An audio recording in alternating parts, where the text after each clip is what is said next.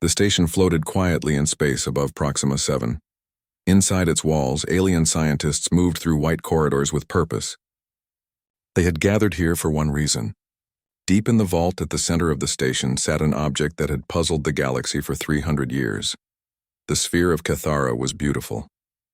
It looked like a ball made of silver metal, covered in patterns that seemed to move when anyone looked at them. The sphere was about the size of a human head. It sat on a special stand under bright lights. Scientists from 40 different alien species had tried to make it work. None had succeeded. Jake Harrison walked off the transport shuttle and onto the station. He was a commander in the Earth Expeditionary Fleet. His uniform was neat and clean. His brown hair was cut short in military style. He looked around with calm blue eyes, taking in everything he saw. A tall alien met him at the docking bay. The creature looked like a giant insect with 6 legs and 4 arms.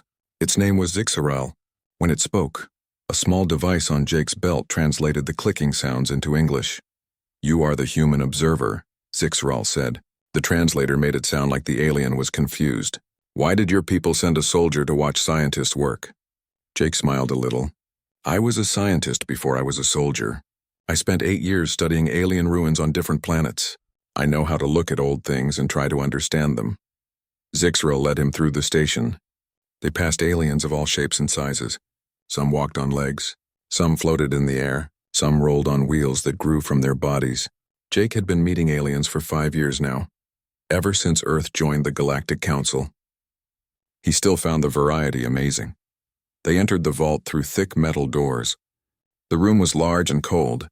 A dozen alien scientists stood around the sphere, studying it with various tools and devices. Some held scanners. Others simply stared at it using senses that humans did not have. An alien made of purple gas floated forward to meet them. Its name was Velthun. The gas formed itself into a rough shape like a person, but Jake could see right through it. "Welcome, human," Velthun said. The voice came from a speaker that floated in the middle of the gas cloud. "You understand the rules. You may watch, but you must not touch. This artifact is too valuable to risk damage from inexperienced hands." Jake nodded. "I understand. I'm just here to learn." He found a spot along the wall and watched. The scientists worked with tools that Jake barely understood. One alien, whose body was made of living crystal, placed its hands on the sphere. The crystal began to glow as the alien tried to connect with the object using its mind. Nothing happened. The sphere sat silent and dark. Another scientist tried next. This one belonged to a species called the Morphians. They could change the shape of their bodies and even their brains. The Morphian touched the sphere with a hand that had 7 fingers. It closed its 3 eyes and concentrated. Minutes passed. Still nothing. Jake watched for hours. The scientists tried everything. They used machines that scanned the sphere with invisible beams. They played musical notes at it, thinking sound might activate it. They even tried hitting it gently with a special hammer. The sphere ignored all of it. As the day grew late, the scientists began to leave. They would return tomorrow to try again, just as they had done for 300 years. Velthun floated past Jake on the way out. "You see now why we guard this so carefully," the gas alien said. "It holds secrets we cannot unlock. Perhaps it is better that way. Some doors should stay closed." Soon Jake was alone in the vault. He should have left with the others, but something made him stay. He walked closer to the sphere, looking at the patterns on its surface. They were beautiful and strange. Lines curved and crossed each other in ways that almost made sense. It was like looking at a puzzle where all the pieces were there, but he just needed to see how they fit together. Jake thought about all the ruins he had studied before joining the fleet. He had crawled through dirt and dust on a dozen different planets, looking at writing left by civilizations that died long ago. He had learned to see patterns that others missed. That skill had saved his life more than once. The patterns on the sphere seemed familiar somehow. Not exactly like anything he had seen before, but similar in a way he could not explain. It was like hearing a song in a foreign language and recognizing the melody even though you did not know the words. He reached out his hand. He knew he should not touch it. Velthun had been clear about the rules, but his hand moved anyway, drawn by something he did not understand. His fingers touched the smooth metal surface. The world turned white. Light burst from the sphere like a small sun had been born inside it. Jake stumbled backward, raising his arms to protect his eyes. The sphere lifted off its stand and began to spin in the air. Images appeared around it, floating like ghosts made of light. He saw stars and planets. He saw mathematical symbols that scrolled past too fast to read. He saw writing in languages that no living being could speak. Alarms began to scream throughout the station. Red lights flashed on the walls. Jake heard the sound of running feet in the corridor outside the vault. The sphere spoke. The voice was old and deep. It used words that Jake had never heard before, but somehow he understood them perfectly. They seemed to plant themselves directly into his mind, bypassing his ears completely. Authorization recognized, the sphere said. Keyholder identified. Beginning primary activation sequence. The doors burst open. Felthun rushed in, followed by Zixrel and a team of security guards wearing armor. They all stopped and stared at the floating sphere and the light show around it. What have you done? Felthun's voice was loud and angry. What did you do to it? Jake held up his hands, trying to show he meant no harm. I just touched it. That's all. I barely touched it and this happened. More aliens poured into the vault. Scientists who had left came running back. Guards took positions around the room. Everyone stared at the sphere as it continued to spin and glow. A hologram appeared above the sphere. It showed the shape of a person, but not quite human. The figure was taller and thinner, with larger eyes and longer fingers. But the basic shape was the same. 2 arms, 2 legs, 1 head. It looked more like a human than like any of the aliens in the room. The hologram began to speak in that same ancient voice. This message is for the inheritors. If you can hear these words, your species has reached the required level of development. You carry within your genetic code the legacy of the progenitors. The knowledge contained in this device is now yours to claim. But be warned, this knowledge comes with responsibility. The trials ahead will test whether you are ready for what you will learn. The room fell completely silent. Every being there, human and alien alike, stared at the hologram in shock. The concept of progenitors was not new. Scientists had theorized for ages that an ancient race had once lived in the galaxy, long before any current civilization existed, but no one had ever proven it. Until now, the hologram faded. The sphere settled back onto its stand, still glowing softly. The light show around it dimmed but did not disappear completely. It was still active, waiting. Jake looked around at all the shocked faces. He had no idea what he had just done.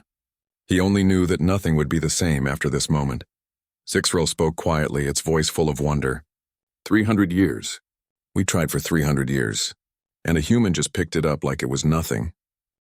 The station erupted into chaos. Scientists rushed forward with scanners and recording devices. Security guards tried to push them back, creating a safe distance around the sphere. Felthun floated in the center of it all, its gas body swirling with agitation. Jake stood near the wall, trying to stay out of the way. His hands still tingled from touching the sphere. The feeling ran up his arms and into his chest like electricity moving through his body. It was not painful, just strange and new. An hour later, the human ambassador arrived. Lisa Monroe was a woman in her 50s with gray hair and sharp green eyes. She had been a diplomat for 30 years before Earth joined the Galactic Council. Now she represented humanity in one of the most important jobs in human history. She walked straight to Jake and pulled him aside. Tell me exactly what happened.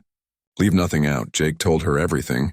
How he had watched the scientists fail all day. How the patterns on the sphere had called to him. How he had touched it almost without thinking. Lisa listened carefully. Her face showed nothing, but Jake knew her well enough to see she was worried. This is going to cause problems. Big problems. Half the council will say we stole something that belongs to everyone. The other half will want to lock you up and study you like a lab rat. What do you want me to do? Jake asked. For now, nothing. Let me handle the politics. You just stay close to that sphere and try to figure out what it wants from you. Over the next few days, more things happened. The sphere continued to glow whenever Jake came near it. Scientists from every species tried to study the connection, but their instruments could not explain it. The sphere simply recognized Jake in a way that none of their technology could measure. The station filled with important people. Council members arrived on expensive ships. Military commanders came with armed escorts. Scientists brought equipment that filled entire cargo holds. Everyone wanted to see the activated sphere. Everyone wanted to know why a human had succeeded where all others had failed. Jake spent long hours in the vault. He sat near the sphere, not touching it but staying close. Sometimes it would pulse with light, as if it was trying to communicate. Slowly, Jake began to understand the patterns. They were like a language written in light and sound and feeling all at once. A scientist named Kate Sullivan joined the human team. She was young, maybe 30 years old, with red hair pulled back in a ponytail. She specialized in xenobiology, the study of alien life. She brought a different perspective to the problem. Maybe this is not about technology at all, Kate said one evening. They were alone in the vault, late at night when most others had gone to sleep. Maybe it's biological. Something in your DNA that the sphere recognizes. But why humans? Jake asked. Why not one of the older species? The Trelka have been traveling through space for 10,000 years. Why would an ancient artifact respond to us instead of them? Kate pulled up a hologram showing a DNA strand. That's what we need to find out. I've been comparing genetic samples from different species. There are similarities between some of them that seem too unlikely to be coincidence. Small sequences that appear in humans, in the Trelka, in a few other species. It's like someone left a signature in our genes. Before they could explore the idea further, the sphere pulsed brightly. A new hologram appeared, larger and more detailed than before. It showed a double helix, the shape of DNA, slowly rotating. As they watched, the helix changed. It grew more complex, sprouting branches and connections that normal DNA did not have.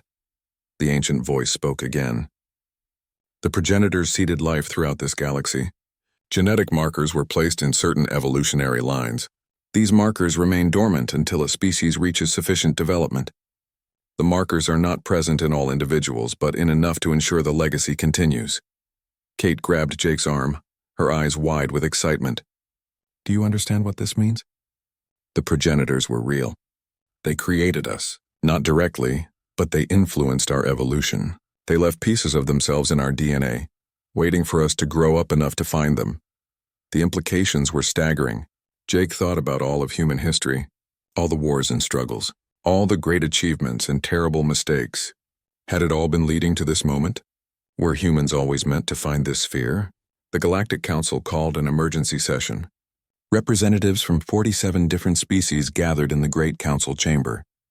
The sphere was brought there under heavy guard, still glowing with that soft inner light. Jake stood at the podium with Lisa beside him. Across the chamber, he could see the faces of dozens of alien species. Some looked curious. Some looked angry. Some showed no expression that a human could read. Chancellor Vorn stood at the central position. He was a massive reptilian creature, 12 feet tall with scales that gleamed like polished bronze. His voice rumbled like distant thunder. We are here to determine the meaning of recent events. The sphere of Cathara has activated after 3 centuries of silence. It has chosen to respond to a human. We must decide what this means for the galaxy. One of the virile representatives rose to speak. The virile were beings made of living crystal. They could process information faster than any computer. This one's body refracted light into rainbow patterns as she spoke. For 300 years, the finest minds of my civilization attempted to unlock this artifact. We failed.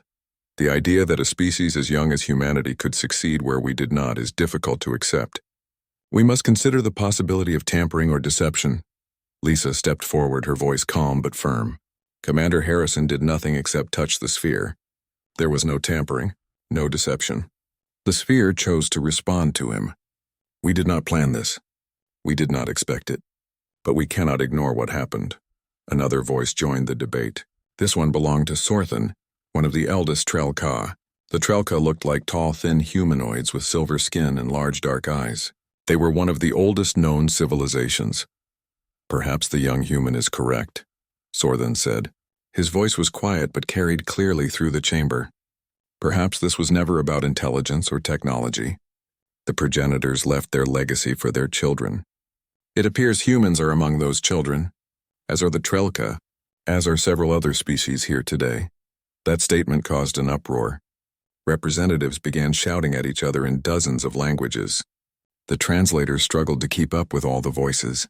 Some species demanded proof. Others demanded access to the sphere. A few called for humanity to be expelled from the council.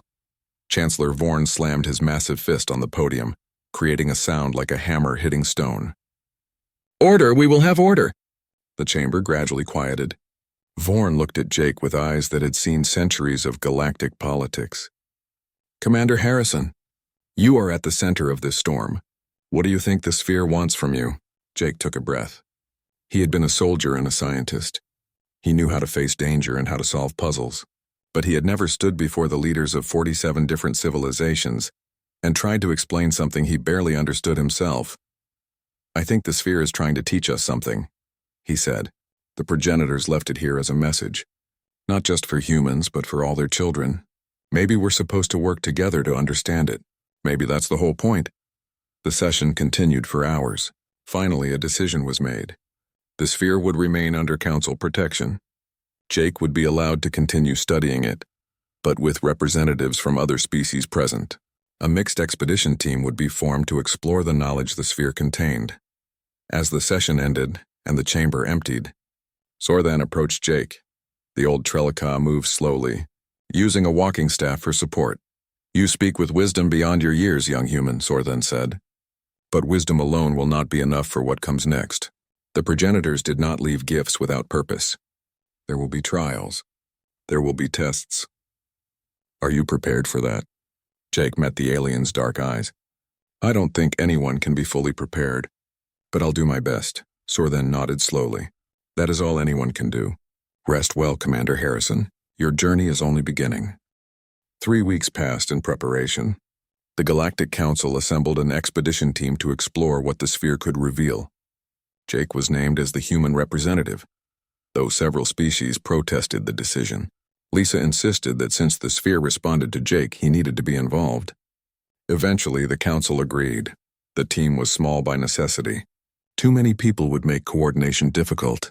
Besides Jake and Kate Sullivan, the human contingent included 2 others. Greg Palmer was a combat engineer, a big man with steady hands who could fix or build almost anything. Danny Hayes was a pilot, young and confident with reflexes that were the best in the fleet. The alien representatives were carefully chosen. Sorthan joined despite his advanced age. He said his people's ancient knowledge might prove useful. The Viral sent a scientist named Krista, who approached everything with cold logic and perfect precision. 2 other species sent representatives as well, bringing the total team to 9. They traveled on a council science vessel called the Seeker. It was not a warship, but it carried enough weapons to defend itself if needed. The journey would take 3 weeks through hyperspace to reach the coordinates the sphere had revealed. During the trip, Jake spent hours each day with the sphere. It had been moved to a secure lab on the ship. He learned to interface with it more smoothly, understanding the patterns and pulses of light. Sometimes information flowed from the sphere into his mind, not in words but in concepts and images that he had to translate into language afterward. Kate studied him during these sessions, recording everything with her instruments. "Your brain activity is off the charts when you connect with it. Neural pathways are forming that shouldn't exist. It's like the sphere is teaching your brain a new way to think. Does it hurt me?" Jake asked. "I don't think so. It's more like exercise. Your brain is adapting to handle information in a different way, but we should be careful. We don't know the long-term effects." One evening, Jake found Danny in the ship's observation deck. The young pilot was staring out at the stars as they streaked past in hyperspace. "Can't sleep?" Jake asked. Danny shrugged. "Just thinking. My grandparents were born before first contact, before we knew aliens existed. Now here I am, flying a ship built by 3 different species, heading to find something left by an ancient race that died before humans even existed. It's a lot to process." Jake sat down beside him. "I know what you mean. Sometimes I wonder if we're ready for this. We only left Earth a few decades ago. Maybe we're moving too fast. Or maybe we're exactly where we're supposed to be," Danny said. "That sphere chose you for a reason. Maybe humans bring something to the galaxy that the older species don't have." "Like what?" "I don't know. Hope, curiosity, the ability to look at something everyone else thinks is impossible and just try it anyway." Jake smiled. "Is that what I did? You touched something that defeated the greatest minds in the galaxy for 300 years. You didn't overthink it. You just did it. That's pretty human if you ask me." The conversation stayed with Jake over the following days. He thought about what made humans different from the aliens they traveled with. The Viral were smarter. The Trellica had more experience. Other species were stronger or faster, or could do things humans could not imagine. But humans had something else. They had survived and thrived on a planet that tried to kill them in 1,000 different ways. They had built civilizations from nothing. They had reached for the stars knowing they might fail. Maybe that determined stubbornness was what the progenitors recognized. The sphere began revealing more information as they traveled. It showed them star charts marking the locations of other artifacts scattered across the galaxy. It displayed mathematical formulas that could revolutionize physics.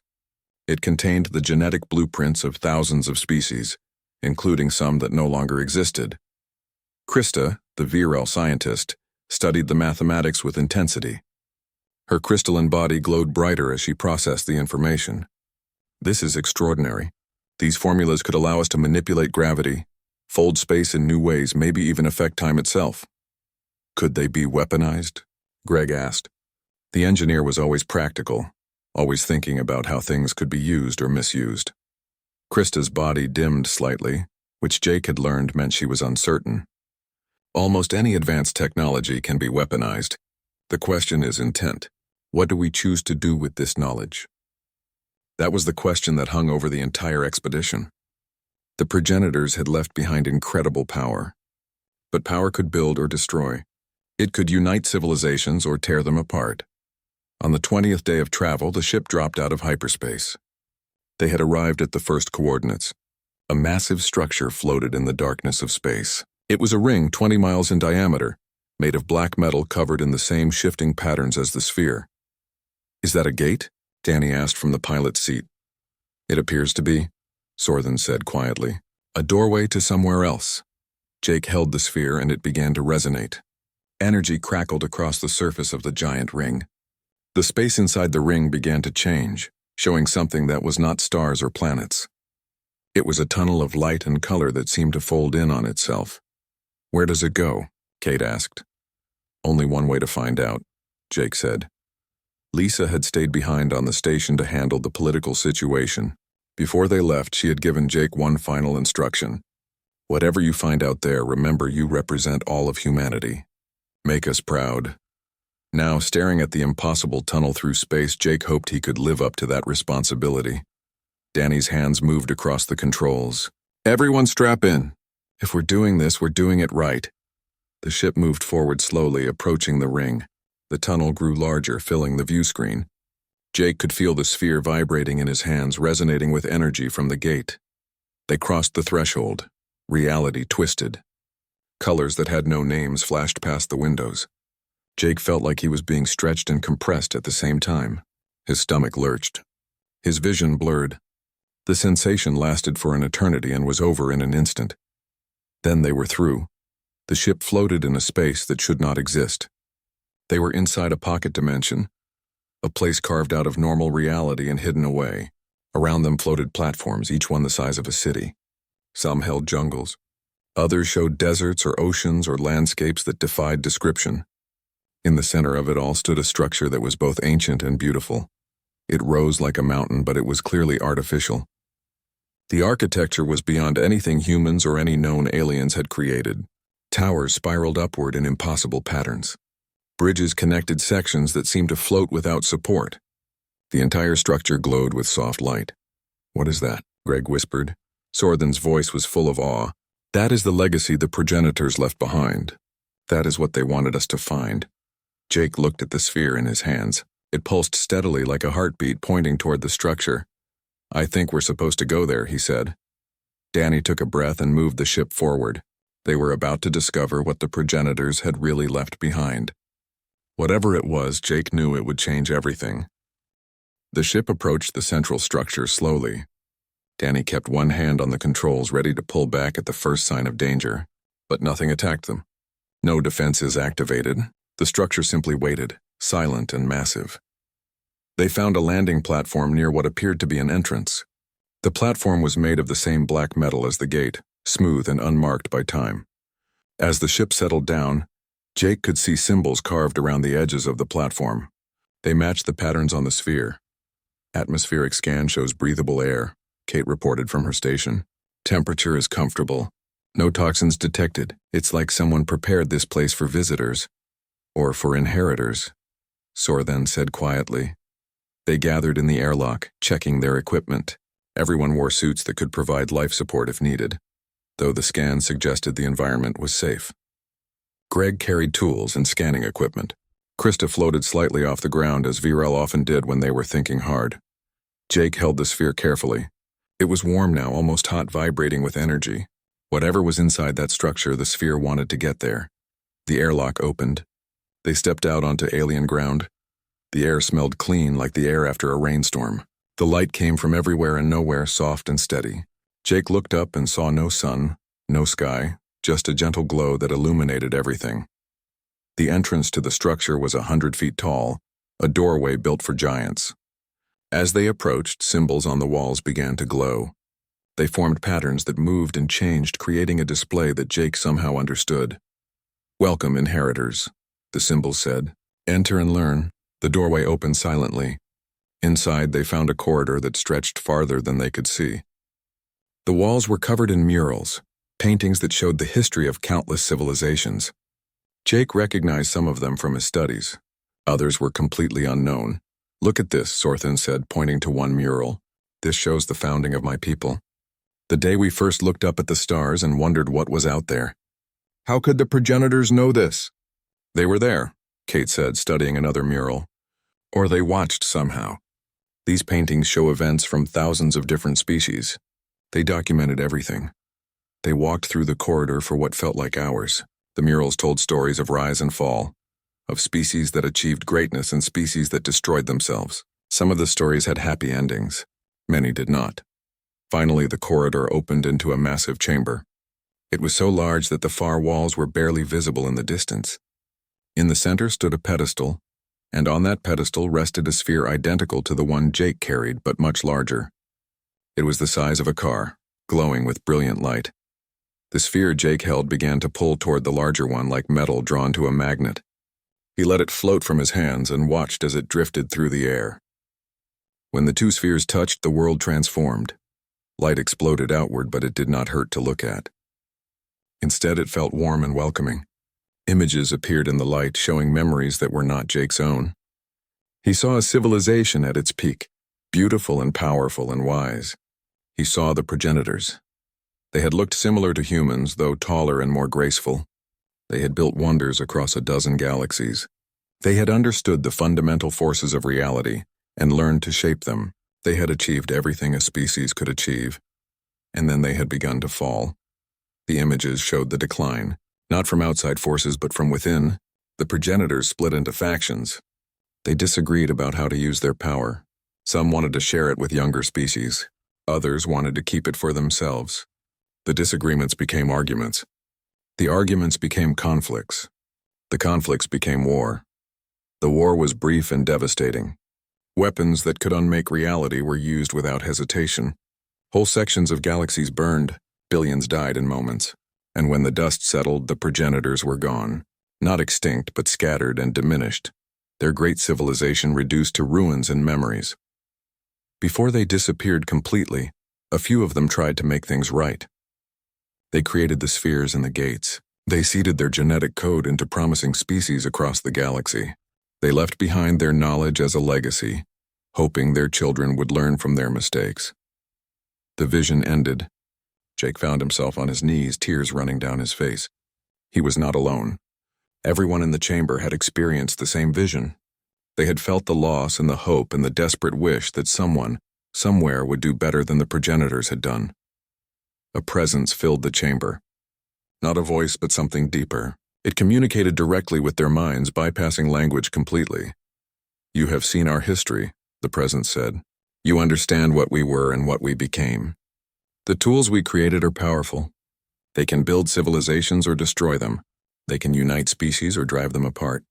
The choice is yours to make. On why us?" Jake asked aloud. "Why leave this for us? You could have destroyed it all. Why risk someone using this knowledge to cause harm?" "Because we had to hope," the presence answered. "We failed, but you do not have to. Each inheritor species must face the same choice we faced. Will you use power to build or to destroy? Will you share knowledge or hoard it? Will you work together or tear each other apart?" The large sphere began to pulse with information. Data flowed into Jake's mind faster than he could process it. Technologies for healing and building. Methods to create unlimited clean energy. Ways to travel between galaxies in moments. Medical advances that could extend life and eliminate disease. Agricultural techniques that could feed entire planets with minimal resources. But mixed with the beneficial knowledge were other things. Weapons that could shatter planets. Biological agents that could wipe out entire species. Ways to manipulate minds and control populations. Every gift had a dark side. Every tool could be used for good or evil. "This is the test," Krista said quietly. "They are giving us the rope. We can use it to climb or to hang ourselves." Sorthen nodded slowly. "In our legends, the Skywalkers gave us a gift and a curse together. Now I understand. The gift is knowledge. The curse is the responsibility that comes with it." Greg was practical as always. "So what do? We can't pretend this knowledge doesn't exist. But we can't just let everyone have access to weapons that could destroy the galaxy." "We make it a choice," Kate said. "We show everyone what we found. The good and the bad. We let the council decide how to proceed. Together." Jake stood up, wiping his eyes. He walked to the pedestal and placed his hand on the large sphere. It was warm and alive, pulsing with the accumulated knowledge of an ancient civilization.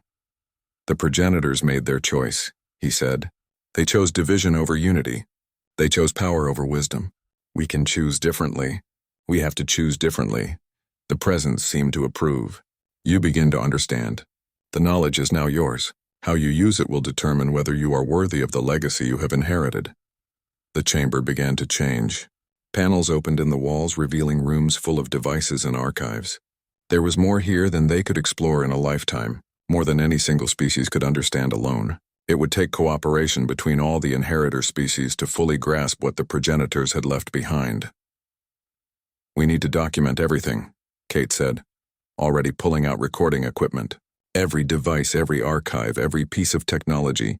This is going to take years to catalog." "Assuming the council agrees to cooperate," Krista added. "Not all species will be happy about sharing this." Jake looked at his team. Human and alien, working together, trying to solve a problem that affected everyone. Maybe that was the real lesson the progenitors wanted to teach. Maybe the test was not about whether they were smart enough or strong enough to use the knowledge. Maybe it was about whether they were wise enough to share it. "Let's get to work," he said. "We have a lot to learn. And when we get back, we have a lot to explain." They spread out through the chamber, each person exploring different sections. The ship's computer began backing up information from the archives. Scanners recorded the layout of devices they could not yet understand. It was the beginning of a project that would take decades. But as Jake worked, he felt hope growing in his chest. The progenitors had failed, but they had also tried to make amends. They had left this legacy not as a gift, but as a challenge. They were asking their children to do better than they had done. It was a big responsibility. Maybe too big. But humans had never shied away from impossible tasks. And now they had allies who felt the same way. Whatever came next, they would face it together. That made all the difference. The team spent days exploring the progenitor structure. Each room they entered held new wonders and new dangers. In one chamber, they found medical technology that could regrow limbs and cure diseases that killed millions. In another, they discovered weapons designed to destroy suns. Kate established a system for cataloging everything. Items were ranked by potential benefit and potential harm. Green tags marked things that seemed purely beneficial. Red tags indicated extreme danger. Most items got yellow tags, meaning they could be used for good or ill, depending on intent. Greg worked with the progenitor devices, trying to understand how they functioned. Many operated on principles that current science could not explain. "It's like trying to teach mathematics to someone who hasn't invented numbers yet," he said. "We know these things work. We just don't know why." Krista focused on the archives. The Viral could process information faster than anyone else on the team. She absorbed data at incredible speeds, cataloging thousands of files per hour. Even at that pace, she estimated it would take years to review everything. Sorthen took a different approach. He studied the murals and the stories they told. "History has lessons if we are willing to learn them," he said. The progenitors documented their mistakes. We should pay attention to those warnings. One evening, Jake found himself alone in the central chamber. The large sphere pulsed softly, its light reflecting off the walls. He sat down cross-legged in front of it, just thinking. "You're carrying a heavy burden," a voice said behind him. Jake turned to see Sorthen approaching slowly, his walking staff tapping on the floor. The old Trelica sat down beside him with a soft grunt. "How do you handle it?" Jake asked. "The weight of knowledge that could change everything?" Sorthen was quiet for a moment. "My people have a saying. The tree that grows tallest feels the strongest wind. You have been chosen for this role, Commander Harrison. Not because it is easy, but because you can bear it. What if I can't? What if I make the wrong choice? Then you will be like the progenitors, imperfect, flawed, but still trying. Sorthen looked at the sphere. They left this for us knowing we might fail. But they hoped we would not. Hope is a powerful thing. It survives even the death of civilizations. On the 10th day, they made a discovery that changed everything. Danny was exploring a section of the structure that seemed to be living quarters. He found a room that looked like it had been occupied recently, though that was impossible. The progenitors had vanished thousands of years ago. You need to see this, Danny called over the radio. The team gathered in the room. It was small and simple, with a bed and a desk. On the desk sat a journal written in a language that the sphere could translate. Kate read it aloud. My name is Thelorin. I am the last of my kind. Our war has ended and we have lost, not to an enemy but to ourselves. Our pride and fear destroyed what our wisdom built. I write this knowing no progenitor will ever read it. But perhaps someone else will find it. Perhaps our children will learn from our mistakes. The journal detailed the final days of the progenitor civilization. Thelorin described the war, the weapons used, and the terrible cost.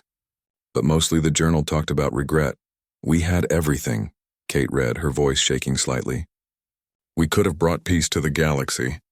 Instead, we brought only destruction. If I could go back and change one thing, it would be this: I would have listened. When others spoke, I would have heard them. When they disagreed, I would have tried to understand why. Our civilization died because we forgot how to talk to each other. The journal's final entry was short. I have done what I can to preserve our knowledge. The spheres and gates will survive. Perhaps those who come after us will be wiser. Perhaps they will succeed where we failed. To whoever finds this, do not repeat our mistakes. Power means nothing if you lose your humanity in the pursuit of it. Work together. Listen to each other. Remember that what unites you is stronger than what divides you. The room was silent when Kate finished reading. Jake felt the weight of those words settle on his shoulders. The progenitors had been brilliant and powerful, but in the end they had been just people. They had made mistakes.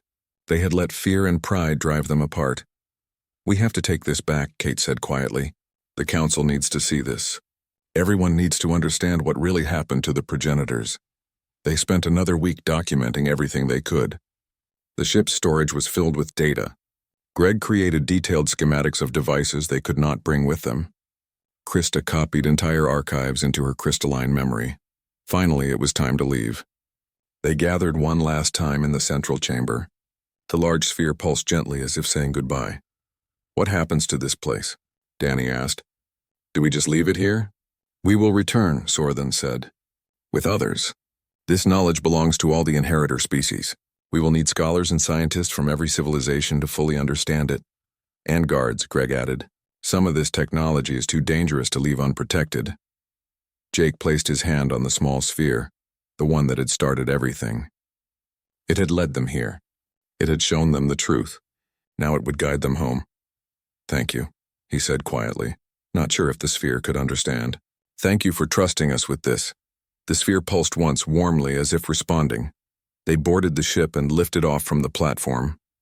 As they flew back toward the gate, Jake looked out at the pocket dimension one last time. Somewhere in that vast space were answers to questions that species had asked for millennia. Where did we come from? Why are we here? Are we alone? Now they knew. They were the children of the progenitors. They carried the legacy of an ancient civilization in their genes, and they had a choice to make about what to do with that legacy. The gate opened and they flew through. Reality twisted again, and then they were back in normal space.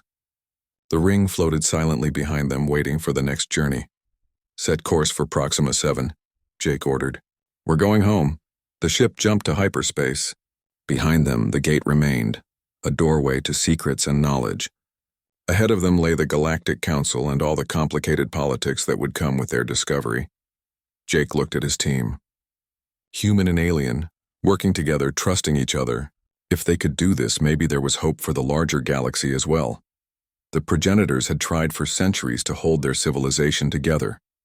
In the end, they had failed. But they had left behind one final gift, a chance for their children to do better. Jake intended to make sure the chance was not wasted. The journey home took 3 weeks, and Jake spent much of that time preparing his report. How did you explain something that would fundamentally change how every species saw themselves? How did you tell the galaxy that an ancient race had shaped their evolution? Lisa was waiting when they docked at the station. Her face was tight with stress. There's been tension while you were gone.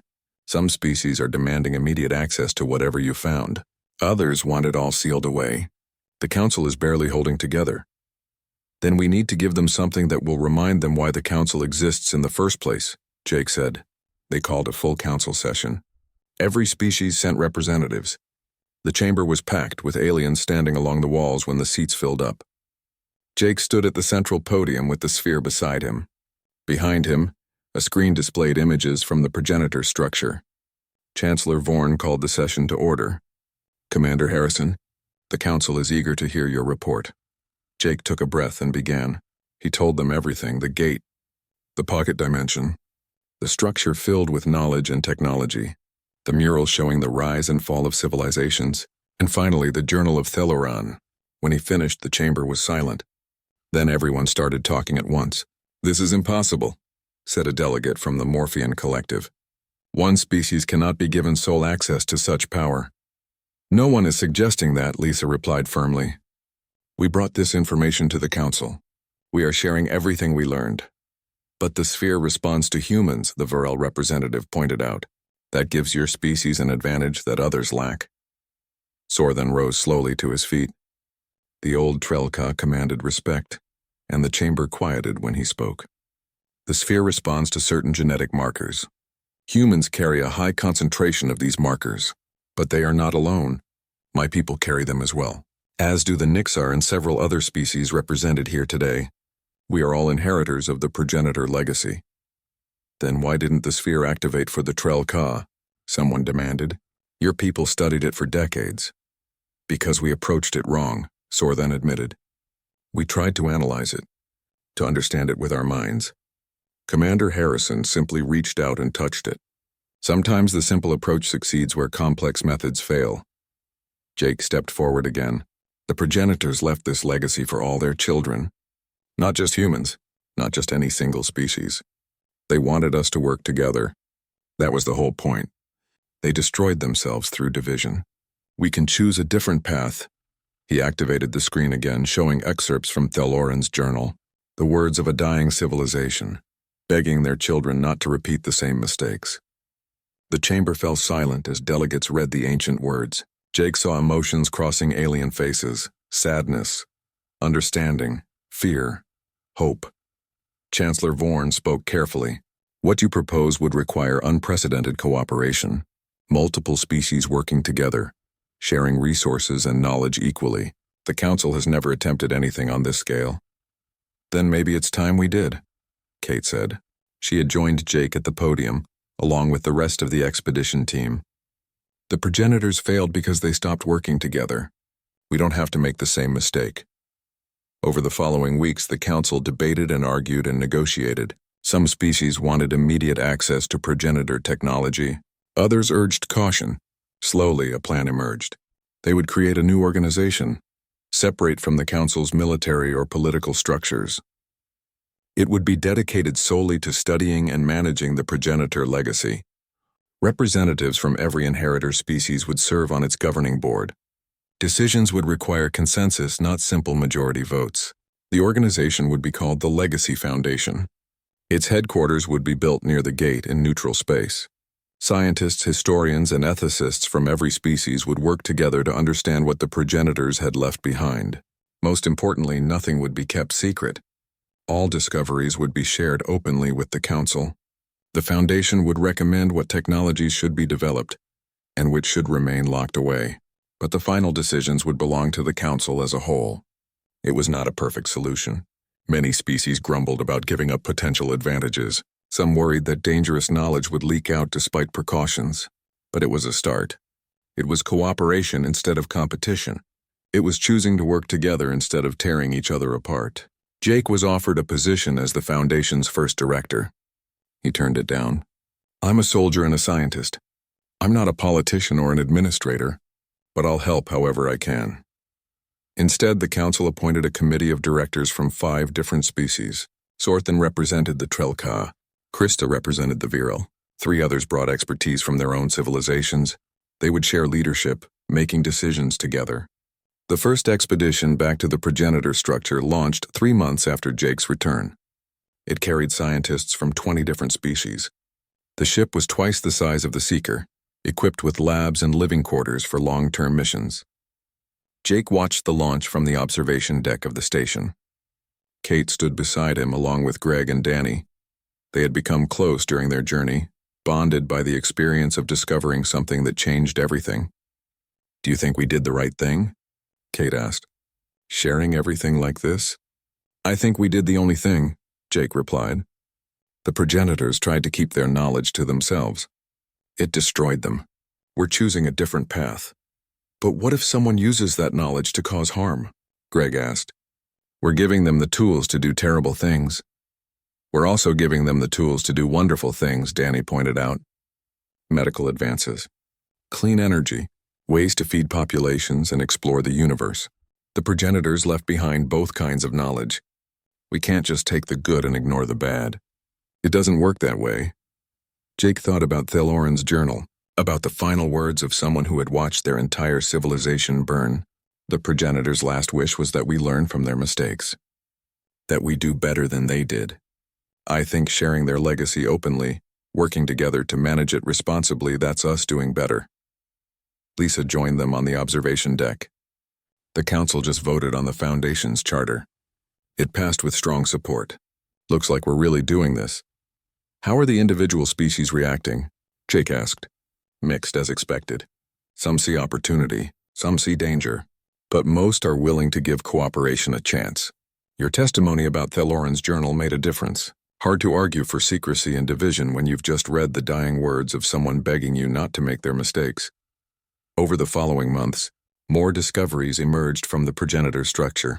Medical treatments that eliminated diseases that had plagued species for millennia, agricultural methods that turned barren planets into gardens, energy sources that could power civilizations without harming their environments. But there were also setbacks. A device was activated accidentally, causing a localized spatial distortion that took weeks to fix. Plans for a weapon were found that made everyone nervous. Ethical debates raged about technologies that could extend life or alter minds. Through it all, the Legacy Foundation worked to manage the knowledge responsibly. It was messy and complicated and frustrating. Different species had different values and priorities. Reaching consensus often took months. But slowly, gradually, it worked. A year after Jake first touched the sphere, the Foundation announced its first major project. They would develop a medical technology that could cure a disease affecting 3 different species. The treatment would be made available freely to anyone who needed it. It was proof that the progenitor legacy could be used for good. Jake attended the announcement ceremony. He stood in the back of the crowd, watching representatives from multiple species celebrate together. This was what the progenitors had hoped for. Their children, working together, using the legacy for the benefit of all. Sorthan found him after the ceremony. "You seem content, Commander Harrison." "I am," Jake said. "This is bigger than any one species, bigger than humans or Trelka or anyone else. This is about all of us choosing to be better than we were before." "The progenitors would be proud," Sorthan said quietly. "They failed, but they planted the seeds for something better. Those seeds are growing now, thanks in part to you." Jake thought about that moment in the vault when he had first touched the sphere, how his life had changed in an instant, how the galaxy had changed along with it. Aliens had tried for 300 years to unlock the sphere's secrets. Jake had picked it up like it was nothing. But the real work, the real test had come after that moment. It was not about being strong enough or smart enough to claim the legacy. It was about being wise enough to share it. The progenitors had given their children a choice.